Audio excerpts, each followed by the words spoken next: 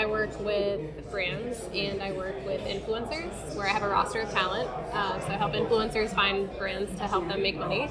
On the brand side, work with them on sourcing influencers and building out their affiliate programs. In terms of like work stuff, I do create content. That's more of a fun thing. I'd love it to be a fun thing that's more of a full-time fun thing. Yeah. But right now it's just something that I do on the side. If you want the influencer thing to be yours and you are helping other people, what's to stop from like you being like, well, I'm just going to help myself to like really make it happen? I'm busy.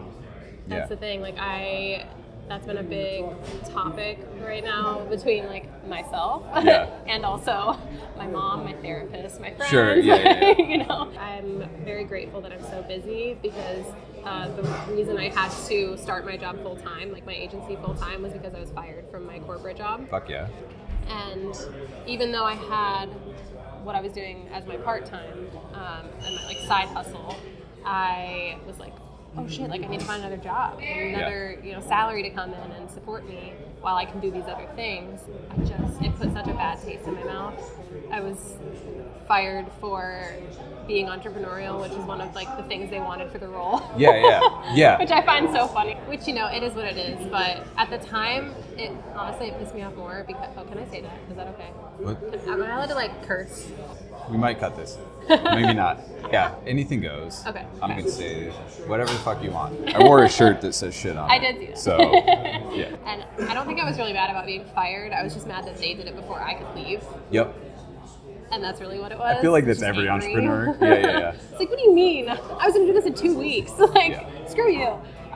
So that kind of like opened my eyes to like, okay, what would this look like if I actually just went all in on the agency that I want to create? And really I want to do influencer management.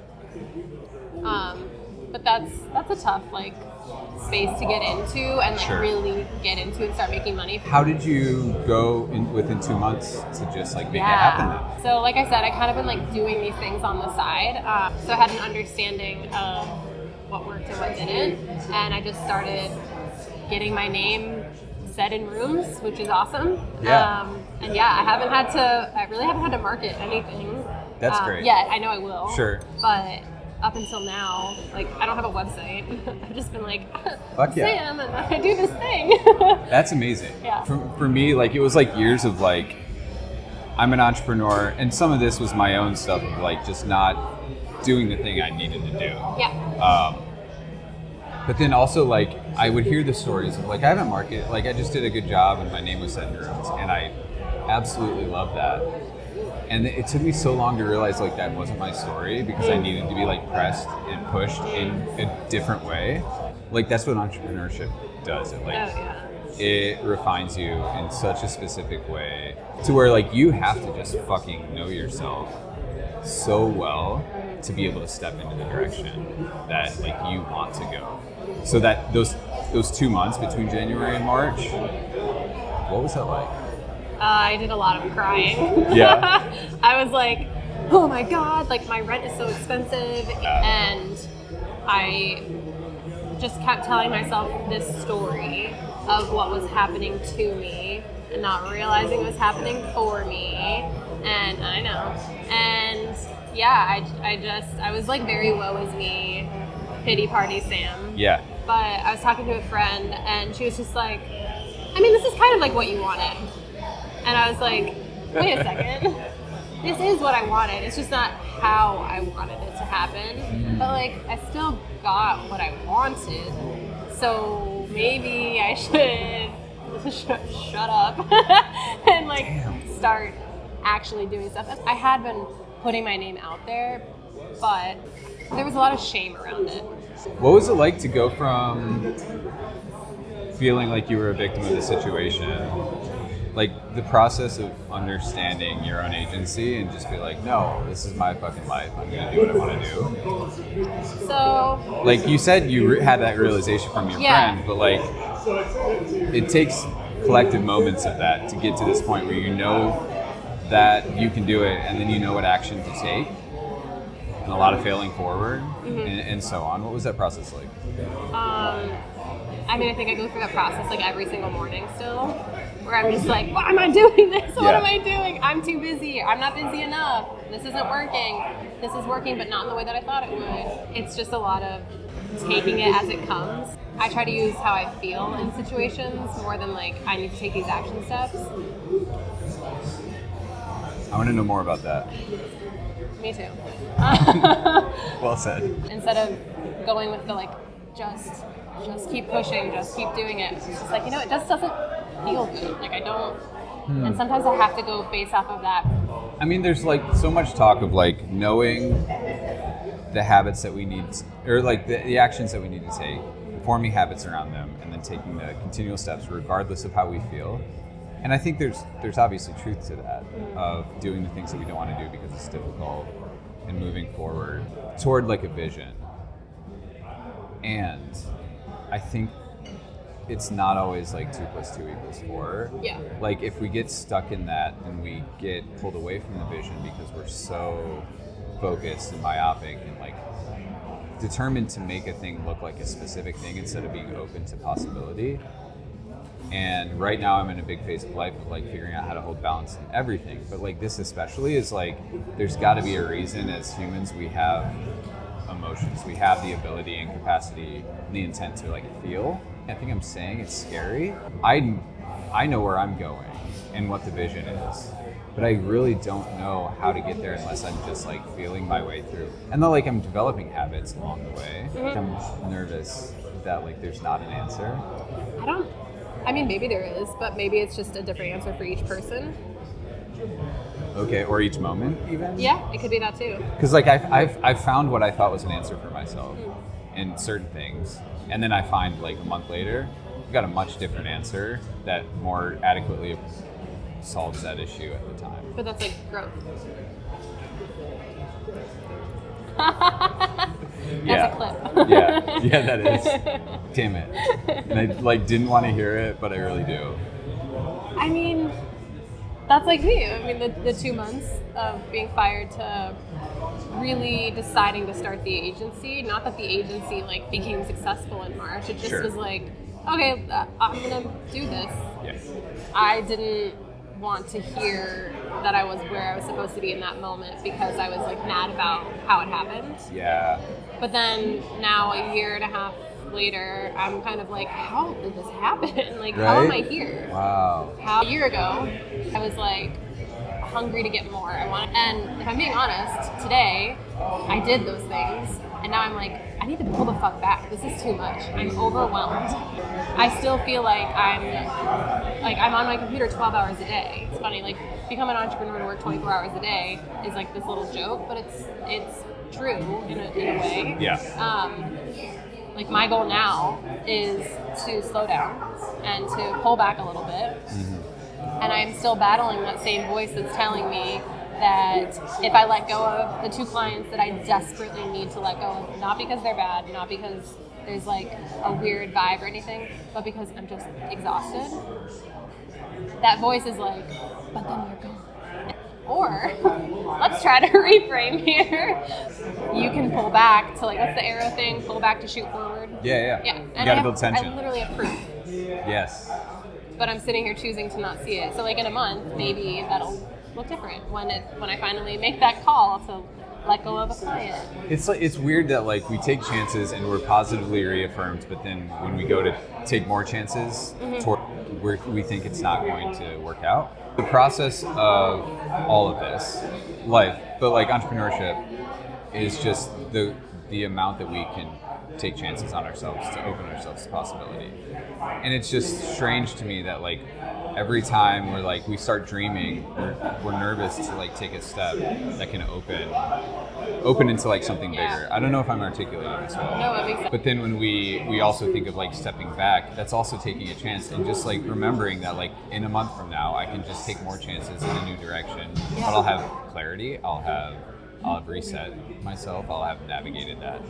I'm trying to remind myself that if I have space, I could just build a better foundation to grow in the way that maybe the next iteration of Rooted grows. I mean, that's so important to like learn to step back in that way. To me, that's like, okay, now it's taking a chance on the growth of your company. And it's very, it made sense to me actually when you said that. It's just like, oh yeah. It does make sense. It's just really scary to do it. Well, I'm speaking from like such personal experience because so we launched this podcast in a month from recording this. So we launched in a month. I'm halfway through now at this interview with 10 podcasts over like a 7 to 8 day period. You recorded 10 podcasts in a week? Well, we're halfway through, so You're recording 10 podcasts in a week? Yeah. Holy shit. So stoked. Okay. And I feel really privileged because everybody's like taking a chance, and I'm feeling the pressure, and I'm like, multiple. I have, another one in a couple hours today. I feel the pressure of like, what do I do with time? What do I do with like how to navigate all of this? And then I'm like, how do I hold both of those things, like the year of rest that I had, give or take rest, and then the chaos that I'm stepping into, and then how do I like take cues from both of those to just stay in that balance and figure out a way to like allow that to feel perpetually in balance. And does it ever? Or is it only momentarily, like we take a minute and we're like, sit? I think it can be both. Okay. But so I struggle with this idea of balance because Love it. so when I worked in podcasting, one of the hosts was a person in a wellness space who was all about balance. They almost pitched this idea that balance is like 50-50. And so, yes.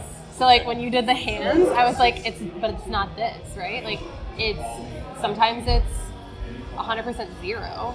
And that's just like what the balance in the moment has to look like for you to be able to create a future 70-30 or 60-40 or whatever that is. And every single day, that percentage is so different. Yesterday, it was like 90-10, and I was just like, fuck my life. Yeah. The day before that, it was 100-0, but in the best way. I did not touch my laptop.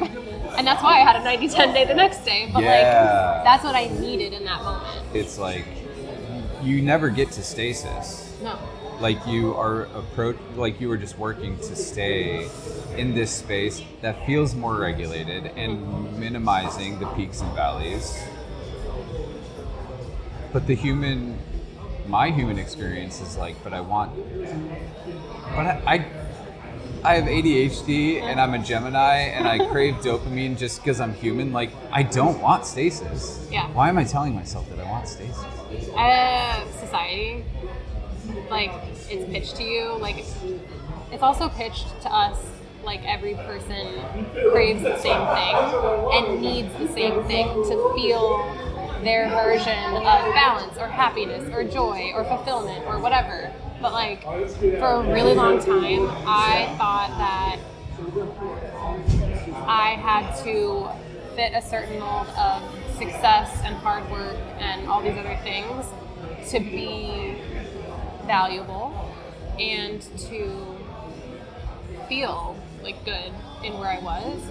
But like, that was somebody else's mold that I was trying to fit. And I'm about to get a little woo here, but you've dropped enough like astrology things. Do you know anything about human design?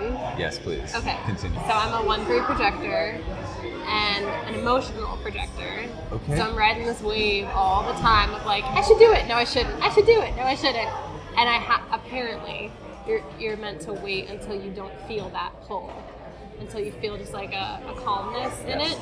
That's really hard for me to find because I'm constantly living in here. But like, having a reading, having an understanding that every person is truly so different. It was like, I love to say that human design gave me a permission slip to just like exist and be myself. Mm-hmm. And getting into my 30s also really helped because I was just kind of like, okay. Yeah. I don't care as much anymore. And I'm sure once I'm in my 40s, I'll be like, I give two shits about anything. Yeah. So I'm really excited for each decade. Nice. To care a little bit less about outward and a little bit more about inward. But I think to get back to what you were saying, just knowing the awareness of like what I'm striving for right now is what like feels good to me, and just reminding myself that don't try to be doing what the person next to you is doing. Because like what they're striving for feels right for them. Like really simple example, my mom, she loves to just like work. She needs to be busy. She needs to be going. That is so exhausting to me. I don't want that. Yeah. If I could like live my life on 20 hours a week of work, of just like really hard and like good work, I'd be great. Yeah. That'd be And so some people great. just don't want to. I hate meetings on the calendar. I hate like, I want space. And that feels really good to me. But my mom's like, that's so scary. Oh my God, I can't do that. So what keeps you, it doesn't sound like you just work to pay the bills. No. So what I keeps love you it. like, yeah. What's the difference between like, oh, I love my work, but I only want 20 hours of it? Or like, I mean, also with entrepreneurs, like we know that like our lifestyle is the work. And so like a full day sometimes means that like, that's a couple hours in a cafe doing something that we love, and we kind of consider that work and we kind of don't. I mean, I feel really selfish making this my work. This is like so fun. How do you like feel about that? Like when you're like, oh, I only want 20 hours, and then I'm like, hey Sam, how was that 20-hour week? And you're like, actually, I worked like 80 hours because I was so fucking bored, because I wanted to engage with people, I wanted to do things. Or do you just fuck off and like that's what you do? I'm just trying to find out, like, I don't think that works for me, which might be my version of it. Yeah. But every time I find I'm craving the 20-hour week, I find more work to do. How does that look for you? I think I'd like to know that I could be 20 hours a week. Okay. I think that's maybe what it is more. Like right now, I'm hitting between 60 and 70, and that's not sustainable for me. Sure. I get sick, and I stay sick. Yeah. And then I reach like a point of burnout where I'm just like, I don't want to do any of this anymore, and I want it all to stop. And that's also not what I actually want, but that's what I feel like I want because I'm just tapped out. So I think maybe, it's just like figuring out what this like era of balance looks like in every single day. I mean, like this past week I needed, Wednesday I was like, I'm not touching electronics. I can't. Right. My brain is a pile of mush, like I can't do this. But then yesterday I had such great calls, and I felt lit up again. So maybe it's that, and just finding time throughout my week to let me have space to not be on all the time. So it's just back to that like momentary balance kind of thing, and then you are like, well, that was a 20-hour week. I think next week probably I'm good. Yeah. I think that works for me. I'm still trying to figure that out. I do like structure though too. Okay. At the same time.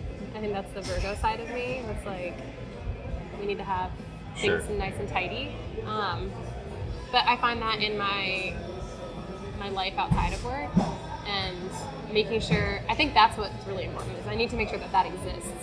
Because right now it's like, wake up, have my like slow morning, my 90 minutes to myself, and then jump into work with all the different clients and switching through all the tabs, and then getting done at like 7 or 8 at night and having dinner, and then that early? Watching something. Lucky.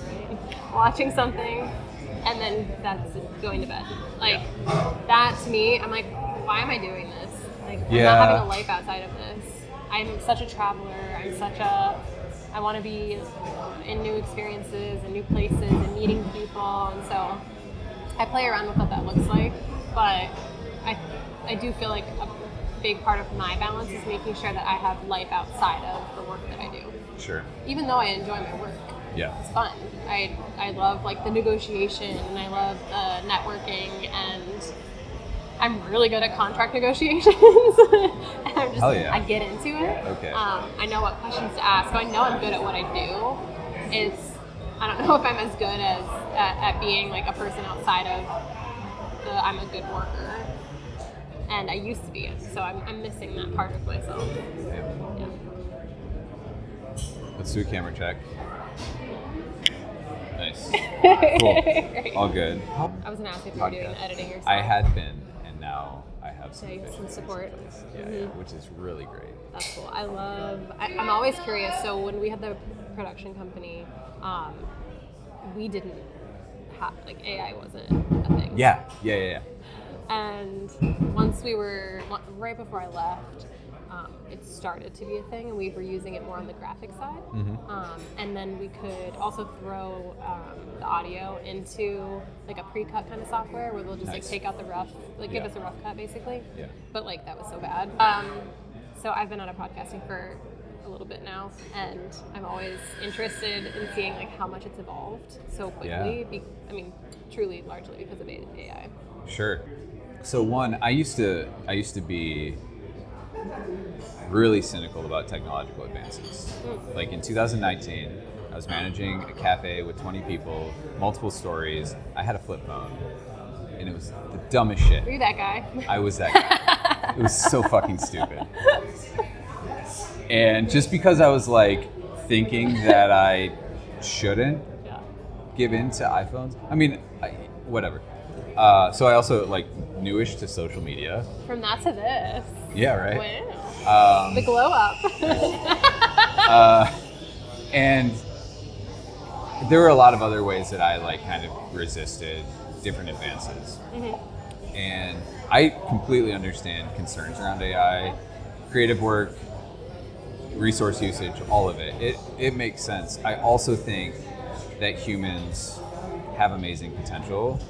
And while I want to be responsible and respectful with how I'm approaching things, I've decided to be an optimist about social media, an optimist about AI, because I've seen people say about the printing press and about tractors and about telephones and about the internet and about email and every other innovation, people have been scared about it. Yeah. And it is scary, and there are adaptations that we need to make. And like things like UBI are being talked about now in levels that like people haven't talked about because of what AI is doing and shifting. And so for me, I'm deciding to like, how do we use this to create more beauty in the world? How do we use this to connect more? And like, I would not be able to do what I'm doing right now without some of these efficiencies that I can do with some of the programs that are coming out now. So like when I can upload and prompt 10 podcasts that I record in a week, it is still exhausting work, and I don't have the resources right now to find the editing team to put together to like make that happen and ideally put out 2 podcasts a week and clip them all for social.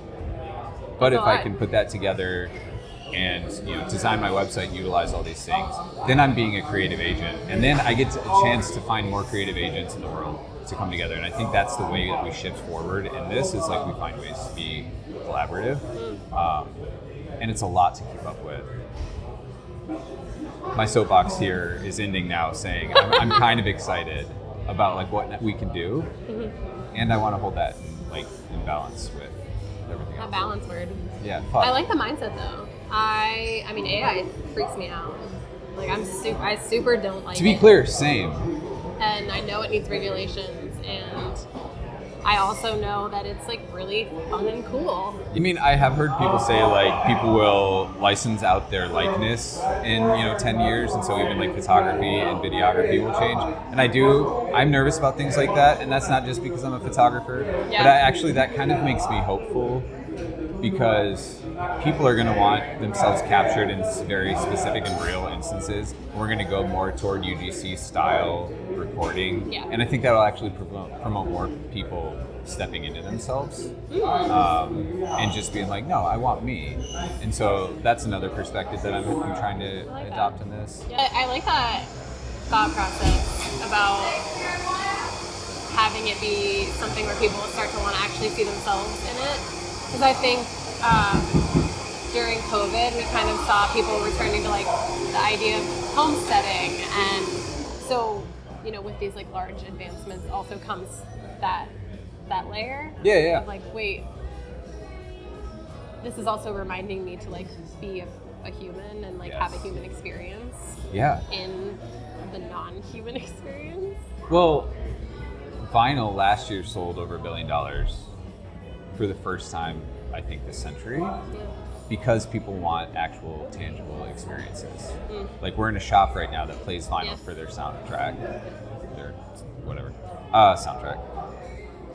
I think like we're now in this era with where social got us to where like people have figured out how to use it. It's not really social media anymore, it's interest media, that kind of stuff. But like people are figuring out how to use their social media to point them to local events, to global events, to be more aware of and involved in different things that are happening both locally and globally. And so I think AI will take us in that direction as well, because so right now I'm launching a magazine with a physical product in the fall. Like it's going to be like you open it up and you read it, but I think that's only available right now because people have social media to like point them to that and to be aware of it. But then they're like, I don't want to scroll for a while. I want something to pick up. And I think those are the ways that we're going to be able to utilize both of these things together. Oh yeah. There's like the anti-scroll movement right now. Right? Yeah. Do you find that in your work with influencers, creators, UGC, have you seen any of those shifts pointing people toward tangible products, away from digital like what is that looking like? One of the top performing products right now for social media, like ads wise, is you might have seen this. It's called a brick. Yeah. And you brick your phone. Yeah. So you lock yourself out of your phone essentially, and you pay $50 to lock yourself out of your phone. Nice. And to like have a physical piece of you have a brick in your house. Yeah. And if you leave your house, you got to go back. Yeah. So I mean that I think speaks volumes to what people are feeling universally. I mean it's selling like crazy, and the top people that I'm seeing use it without being paid to talk about it, without any type of ad situation, sponsorships behind it, are influencers. That's wild. They're like, get me out of this. But you hear them talk about it too, because they're like, listen, I know what I'm saying. I know I'm saying like I'm addicted to this, and I also understand that it's my lifeline right now to the life that I've created for myself, and I'm also super grateful for it. You see a lot of like what I did this weekend instead of scrolling, and people coming back to like hobbies. And for me, that's also like hobbies that I don't try to monetize, because that's like a fatal flaw. Sure. And I think there's always this fear with some of the OG influencers that it's gonna time out, like something's gonna happen and it's gonna be over. Yeah. And it might. I mean, there's always that option. Isn't that the fear with like anything we do in life though? Yeah, we saw that with TikTok, right? Like it was gone. Yeah. And everyone was like, people were posting their like memoirs. It is interesting to see like when creators and influencers saw the moment of like this can end, how they've all started spreading out in different ways on social. So some are creating their own products, and some are becoming coaches or doing in-person activations, which I think is so important. I don't think this idea of like in-person community is ever going to die, especially as we continue to go in this like AI tech route. Yeah. People need to have that as their counterpart to balance this whole thing for them. So we're seeing a lot more emphasis put on those things, to not necessarily rely just on this like one lens of monetization. Yeah, I think that's real. And I think we just have to ask ourselves, how do we use these tools for connection? If we're scared of becoming disconnected, let's just do something about it. Yeah. Like, the tool is here. We don't have to promote increase of it necessarily or any of that, but like how do we utilize what we do have and what we currently use? And I don't want to be somebody that complains about a thing while I'm still using it. Right. I mean, a Google search is technically a form of AI, so like if I just want to use this for connection. How do we connect over it? How do we create more beauty in the world? Because that, for me, that's the point. I don't know why I thought about this, but like run clubs have become so much more, maybe they've always been popular. I am not a runner. I know that is a new hobby of yours, a new activation. But like, which I haven't monetized. I need to celebrate this. I need to celebrate it. I have talked about it on social, but I haven't monetized my running yet. Yet. Yeah. You're like, should I start a run club? Run clubs? No. Stop. No idea. You're like, actually, the t-shirt is in the making. Yeah. We're gonna clip fighting. that. I'm fighting now. Eventually, I will launch activewear. Okay. I'm actually excited about it. Okay. That's a tangent. I'll leave it. Run clubs. No, I think COVID saw the homesteading era, the sourdough era, the like pickling this era, and now we're seeing more people wanting community, but also wanting to like be in community where maybe they can't be as connected to something else. So like we see a lot of run clubs and seeing a lot of like pottery. Yeah. I tried for the first time. That was one of my quarterly hobbies I wanted to try was getting into ceramics. I'm so bad at it, but it was really fun and I couldn't touch my phone. Yeah. So that was nice. That's actually interesting. I mean, like, so I am a headphone runner, but like, and I use that time for like processing or music or podcasts too. But when I don't have time in the day to run, I notice that there ends up just being more screen use. Yeah. And like that is part of why I love the clarity of running, is like it just gets me 30, 60 minutes away from all of those things. And I do think collectively like we're finding ways like clubs around things like skill sharing to be able to just do those. Yeah. I love that you thought of run clubs. Yeah, that's something that's definitely popping up more, and more people that I wouldn't really expect to see joining are like, oh, I'll try it out. I'm gonna give it a go. I mean, we saw it like pickleball too. Yeah, that's not dying. I knew the rules of basketball, but prior to last fall, had never really played. I went to the park and shot like once every 3 years. But I joined a team of dudes, like a pickup team. Yeah. We just like meet at the park down the street from me. But now we have a league that we play in, and it's just like the coolest group of guys, the most fun. We actually don't even like really talk much on social. It's all through like a group me or a group chat. But like it's like one of the most life-giving things, and I didn't even make that connection like that. I very specifically am craving that form of connection that is like totally removed from like social media. And it's just like, and I'm seeing more of these things pop up, especially with males. And like learning how, because so many of us as males, I'm non-conforming, but like men in general have like been figuring shit out over the last 5 years, and like how to step into their feminine, how to like, when the people who knew how to step into their feminine like are like, wait, no, we need more of us to do this, but like we're nervous to do it, like whatever it is. And I'm seeing like so many guys gravitate toward that and being able to now have access to it, and it's being modeled by the feminine and by females and by women on social for us, to where, I mean, there's a lot of thoughts here, but like I think it's really beautiful to see that we have access to these things, and this like overall, this like collective drive to move in this direction as well. And so things like basketball clubs, run clubs, like seeing our neighbors on the street, like all of these things I think are provoking us toward more connection. So this is to say, this is why I'm insisting on being an optimist about it, because I think it's producing a really beautiful moment in time that we can take advantage of and really see how we're actually just all craving connection. Yeah, no, I totally agree. I think of it too from the lens of like, I'm not an active person and I'm not seeking out like pickleball or run clubs. I don't see that happening for myself, but I was like, what's my version of that? And that's like a book club.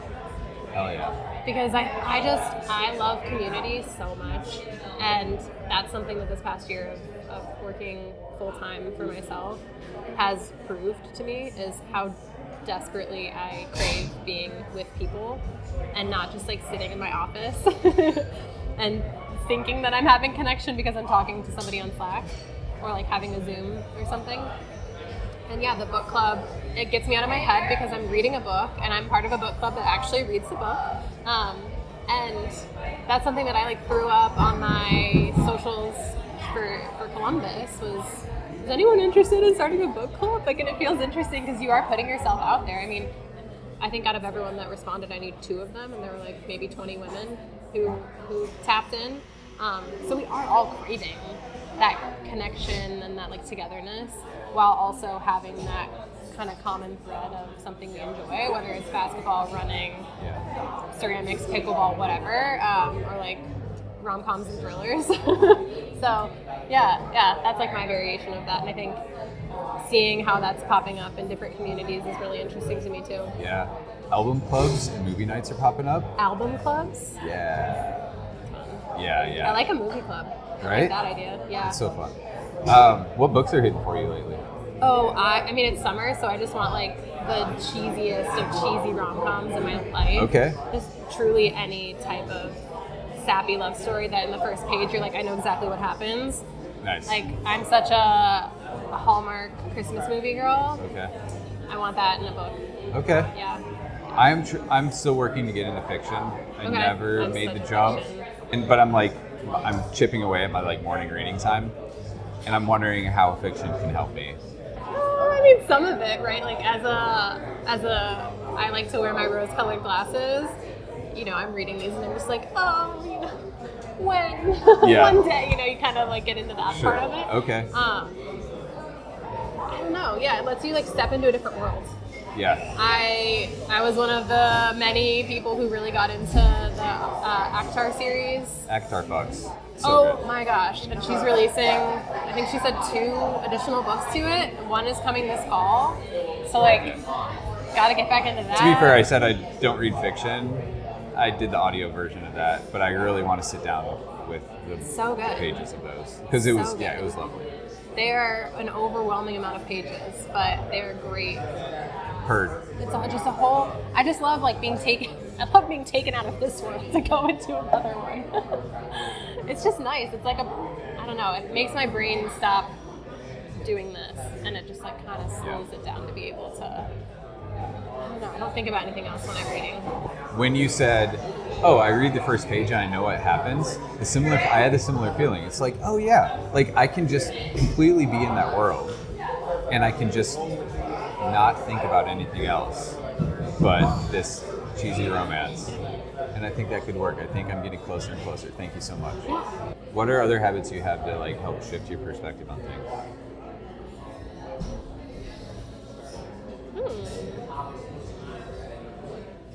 I mean, developing a morning and an evening routine, Okay. I feel like that just helps bring me a sense of calmness. And I look forward to those things, which I think just betters my life in general.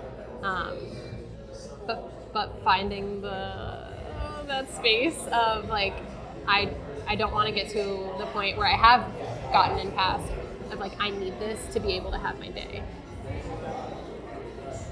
Yeah. So, like a morning routine, I don't, I want to be able to still go on vacation and be like, I don't need to bring my collagen Yeah. to like be okay. Yeah. But I think I also like hold on to the routines really tightly when everything else feels like a tornado. Does it help you in those, like, to get through that push and then Yeah. you can return? Absolutely. But I don't want it to be the only thing that can help me get through those Sure. things. Yeah. Like, that's not healthy. I had a lot of like late nights, early mornings this week specifically. Go figure. And like I skipped yoga like 2 or 3 of the days, and I noticed myself like craving it, but I wasn't to the point where I'm like, I can't make it till tomorrow. Yoga is definitely a big part. It used to be a much larger part of my life. Yeah. I think it's normal to go through the ins and outs of it, but I know when I do make time for movement, I don't feel as chaotic internally. Yeah. And whether that's literally last night, like forcing myself to just close my laptop and go walk around my block. Like, I just So need real. to move energy around. Yeah. And not getting hard on myself that if I don't go do a yoga class or like go lift or something like that, that I wasn't moving for myself. Like just walking around the block is fine too. Kind of that. Yeah, so I forget where I had heard somebody say something similar, but there was a moment where I realized like if I do even like 3 or 5 minutes of like of some yogic practice in the morning, like that can be enough to help me just set my day up right. And then I found the more I just had that perspective, the more I found myself, 20 minutes in on my mat and like sitting with a 5-minute meditation, or it's then a 10-minute meditation. And like it just really creates a shift to eventually you find ways to work it into your routine even when it's busy and you're doing like a 5 a.m. to midnight kind of day. Or like you can, that also pushes you to like return to one of the 0-100 days where you're just like chilling and you're able to just like do feel like almost nothing. I love that you brought routine to like a perspective shift. They do shift my perspective, but I think of them as a result of my perspective. Like I think I'll shift a perspective and then I like realize that I need to have a routine that supports it rather than taking action, and that over time shifts my perspective. I guess it could work both ways though. Oh, it does. Yeah. Exactly. I just wouldn't have thought of it. Yeah. Yeah, thank you for that. Yeah. I mean, and thank you for bringing the opposite. I mean, that's like why I got my and. What is? Just an and. Oh, Just lovely. a reminder of kind of a You lot show of the camera. things. Oh, I don't know how to show the camera that. Yeah. I haven't been lifting. I wanted a reminder that one, it's like not just about me, but also like more than one thing can be true. Hell yeah. And that's a good reminder. I needed it right there. So it's like, I just need to remember it. Like, it doesn't have to be just one way. That's fucking great. So many other ways that things can work out. And I have so much proof of that, but you forget when you're like in the moment of like, that this can also work out. That's beautiful. Thanks. I love that. Thanks. It's a good little reminder. Yeah. That's wonderful. Is there anything else you want to discuss? Ooh, when I had my show, one of my favorite questions to ask was, who are you outside of what you do? It's come up a lot more for me recently because I identify so much with my work now, and I feel like I find myself being the person that I used to really not like. Like, I hated meeting people who were like, oh, so what do you do? Oh, tell me more about that. And Okay. I don't really think anybody actually cares what it is that you do. I think they want to have like, I think that's just like the thing you ask. Because when I say, oh, I work with influencers and I work in marketing, I'm always met with like, oh, you're an influencer? And I'm like, no. And then I have to dive into this explanation and I can kind of see them be like, and like just not really being a participant in the conversation anymore because it doesn't make sense to them, or it's just beyond them, or they don't care because they immediately heard influencer and they hate it. I found myself more and more identifying with like what I do versus who I am. Ooh. And so I started this list in my phone of all the things that I like, and I just add to it randomly. So this list is just like, I'm working so much for everybody else, like it just reminds me of like who I am, and I need that right now. Yeah. That's just something that's been on my mind recently. It's just like, who am I outside of what I do? So I noticed a few things when you said that. I love what like you're getting at. One of my questions at like a mixer or a networking party or whatever it is, it's like, what are you excited about lately? Because it gets past, like a lot of times people do include their work if they're like really into what they're doing, but it allows for a lot more, and it allows for more personality and expression to happen. So I love what you're getting at with that. I also noticed that I hated the question. Oh. Who are you outside of what you do? And I was like, why? Why am I like feeling resistance to that? What's coming up for you? I think it's because I have been so focused on making sure that I am in complete integrity with who I am at all times. And part of why my version of entrepreneur, a terrible employee, but a great worker, kind of like all of those things, like great at being hired, also great at being fired, like that is because when I was not in integrity with myself, whether it was at work, which is a large portion of our day, or at home, which also sometimes I'm not in integrity with myself, if I'm honest, I needed to be in a place where what I do throughout my days, I just need to always have a through line. And I think that's what I was discovering when you asked that, is like, I have to be what I do. Like for me, like I have, like that, like somebody reflected to me earlier this year, they're like, and this is part of what launched the Cafes magazine, and now the podcast is like, they're like, you see the world through cafes. And so I'm like, I have to just spend time in cafes with people that I care about. And so we're here talking because that's what I do, and it's also who I am. Like, I have to be in that integrity. I think there's more there still, but like that's what I found out in the last 5 minutes anyway. Okay. Yeah. Is it, when you say have to, is it have to because that's what you want, or have Yes, to yeah. because I'm not that's compelled what you... from like a social expectation per se. I know from myself, if I'm not acting in integrity, I will hate my life. Yeah. And I think that's true for everyone. I'm just like especially sensitive to it. So who I am and what I do, like from a deep desire for myself, like I just need that to be integrity. Yeah, I like that. You also said through line, which is wild, because that is the iterations of my podcast. Through line is like what I wanted it to be called. Oh, wow.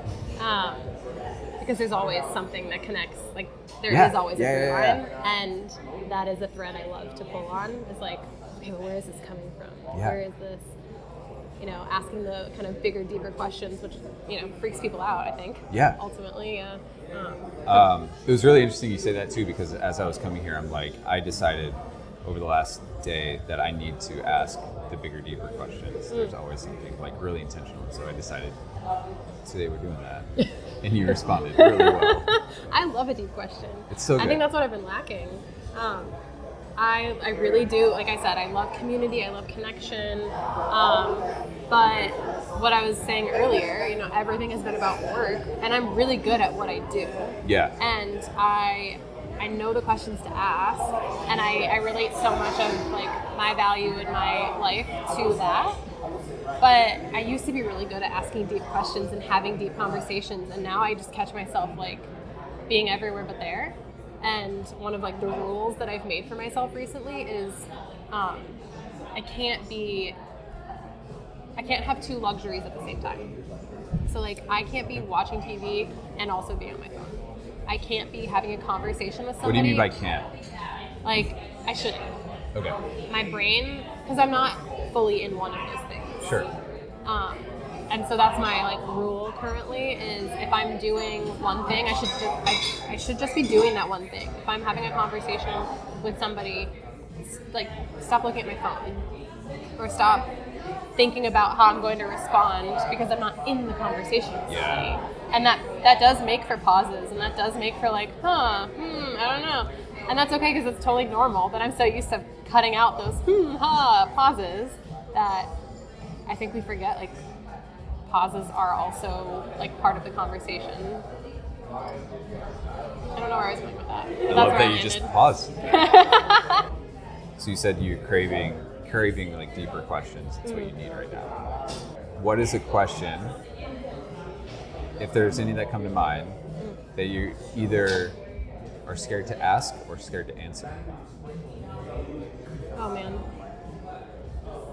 So this opens up me or you to whatever you want to ask or answer. So I have been in this space of like kind of deciding to get back on dating apps and like being in that world, which is so awful. It's just bad. Like the dating app world is awful. I think that's a common thing that we can all agree to. Yeah. But it's brought up the fact that like nobody asks good questions anymore, and so I have created a list on my phone of questions. Do you mind if I pull? Okay. Fuck yes. Okay. So, I like this one, and I think this is like a good mirror question. Is there something you wish more people could know about you? And that can also be like, is there something you wish more people would ask you? And if you want to think about that for a second. Yeah, do you have an answer? It definitely made me think like, I don't really know. I think it depends on the person that I'm talking with, and it depends on like the space the conversation's being had. But sometimes it's just as simple as like, you good? Like, are you okay? Like a real, like, are you yeah, good? What's happening? What's going on in your world? Are you okay? Is there something that you just want to like get off your chest without judgment, or without somebody on the other side of it trying to fix for you, or trying to offer suggestion that you just are like, I just need this out of my body? Yeah. I think for me right now, what comes up is I don't think I'm okay. I think I'm really overwhelmed. And I also understand that that's not like showcasing my life forever. That's just like right now in this moment. And that also means that I have to make hard decisions that I really don't want to make, because I know at my root, the reason I'm not getting rid of the things that I know I need to get off my plate are because my people pleaser tendencies are so tied to like my work value. And so if I get rid of these clients, then like they hate me. I'm bad at what I do. I can't provide value to anybody, and then that gets tied into the whole like money mindset, which we've kind of brushed on in my work.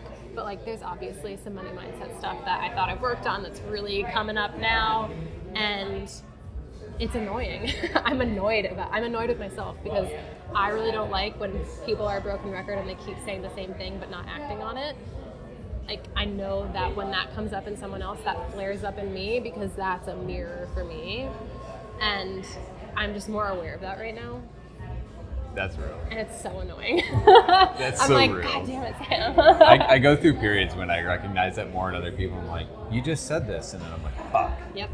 It's the whole, like, one finger out, the rest back at you. Yeah. You're just like, Damn. okay. I love that you had a list of questions in your phone, not just one. I love questions. And I never get the chance to, like, ask them to people. And, like, be in the... They're definitely more, like... Are you sure you're never going in the podcast space again? I guess I can't say never, but... Right. For me, I'm, like, wondering what did come up. I think I want a space to, like, fully explain what it is that I'm, like, working toward with my work in the world. In some ways, I feel really blessed because it's like the sky is the limit, and I have,